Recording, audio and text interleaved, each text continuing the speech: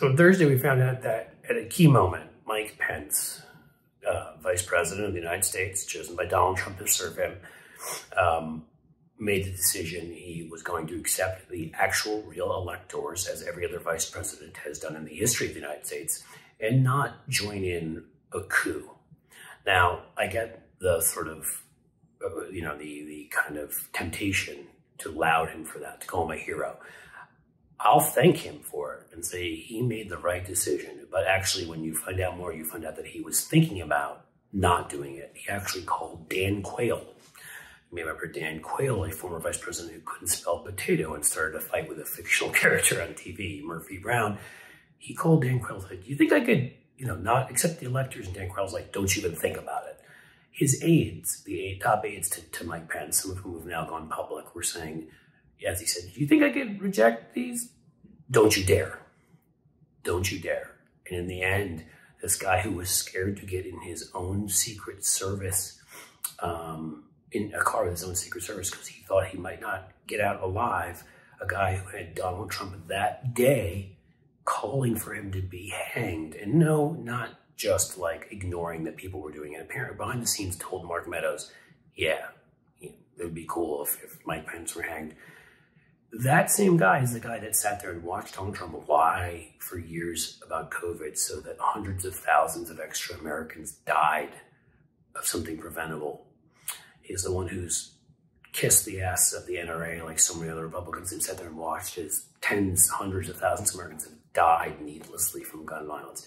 He's a religious zealot who would not allow men and women to love other men and women, would ban it in a Handmaid's Tale nightmare, and also is fully supporting taking away women's most basic rights and trying to turn women into baby containers.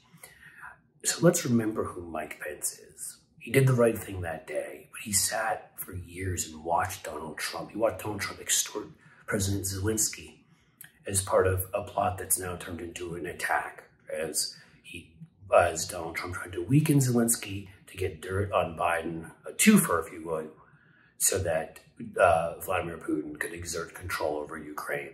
And he was able to do that while Trump was there, because Trump, of course, changed the GOP platform and many other of the GOP policies, so Putin could invade parts of Ukraine, could cyber attack Ukraine, could mess in their elections, attack them.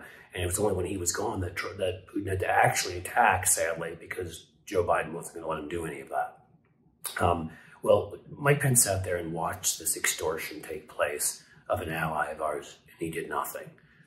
And since he found out that this man was trying to have him killed that day, he's refused to speak out against Donald Trump. He's refused to criticize Donald Trump. All he said is that, spoken in about how he did the right thing that day and that the vice president could have done no differently.